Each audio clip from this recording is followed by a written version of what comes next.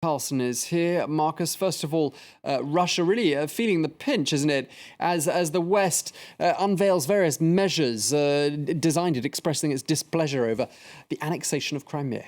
It certainly seems as if Russia is feeling the financial pinch, at least, because Russian stocks, they've taken a beating on fears that the Russian economy will be hit by Western sanctions. The MY6 index in Moscow was down as much as 3% on Friday. It recovered some of those losses, but ended 1% lower. The standoff over Crimea has cost Russian stocks. The MY6 is down around 9% just this month, and Reuters says around $70 billion have flowed out of Russian stocks since the 1st of March. The prospect of a credit downgrade spooked Russian markets as well on Friday. This as credit ratings agency Fitch cut its outlook on Russian debt from stable to negative.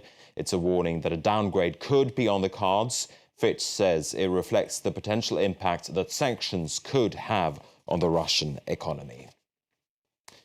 Meanwhile, EU leaders wrapped up a two-day summit in Brussels on Friday, pledging to keep the pressure on Russia. And the European Union has named another 12 Russian officials who will be subjected to asset freezes and travel bans. Leaders also agreed to accelerate their efforts to reduce Europe's reliance on Russian energy. They've asked the European Commission for a detailed plan by June. Diversifying European supplies won't be easy, though, with analysts warning that it could take decades. Now, these figures from Eurostat, the European Union's statistics agency, really tell the story. Russia stands for a third of the EU's oil and gas, and other major suppliers like Norway and Algeria won't be able to cover all of Russia's part if it disappears. At the same time, in Brussels, German Chancellor Angela Merkel opened the door to higher imports of shale gas from the United States.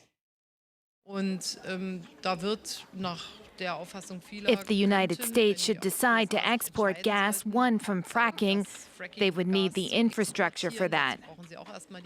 This could be a possible building stone of this energy mix. What was also important in our discussions was that not all of the energy that is needed needs to be imported. That means that energy efficiency and savings are important too. That was Angela Merkel speaking there. Meanwhile, Russia's President Putin has pledged to help a Russian bank that's been sanctioned by the United States. Bank Russia says card companies like Visa and MasterCard have stopped providing payment services for its customers. The US government has levied sanctions on the lender, saying it's used by senior Russian officials. It's also partly owned and run by individuals whose assets have been frozen by the US. Putin says that Bank Russia has nothing to do with the crisis in Ukraine.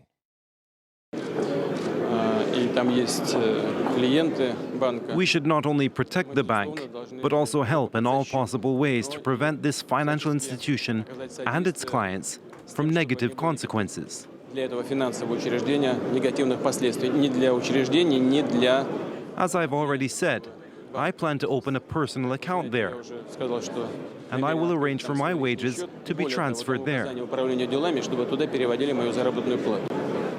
Okay, now that we talked about Russian stocks, let's also take a look at how stocks elsewhere have been trading.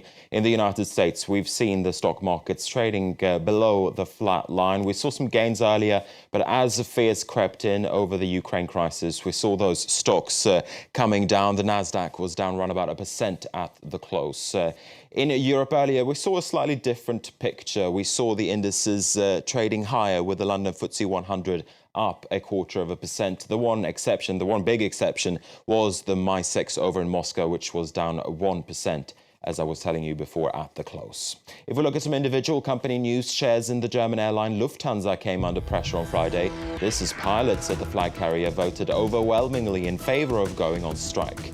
They're currently facing off with the company asking for higher pay and improved conditions. The date for the potential strike has not been set yet, but unions, they pledged not to call that strike during the busy Easter holiday season. Meanwhile, Britain's Tesco says it's struck a deal that will make it the first foreign supermarket chain in India. The deal sees Tesco entering a 50-50 partnership with a unit of India's homegrown Tata Group. When the joint venture is completed, it'll be operating 12 stores.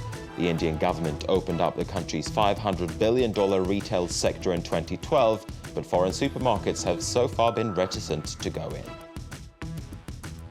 And China and Europe have kissed and made up over wine exports. Beijing opened an inquiry last year into allegations the EU was selling wine at unfairly low prices in China, but they've settled their differences with European wine producers, promising to help the Chinese wine industry. France was particularly keen to end this dispute to maintain its wine exports to China, which have been growing in the past few years. Okay, that is the business news for now. I'll be back in an hour, Tom. That was a cheerful note to end on. Thank you very much indeed, Marcus Carlson. Well, do stay tuned, because in 10 minutes I'll be back with the top stories at the bottom of the hour. But before that, a check of everything going on online in web news.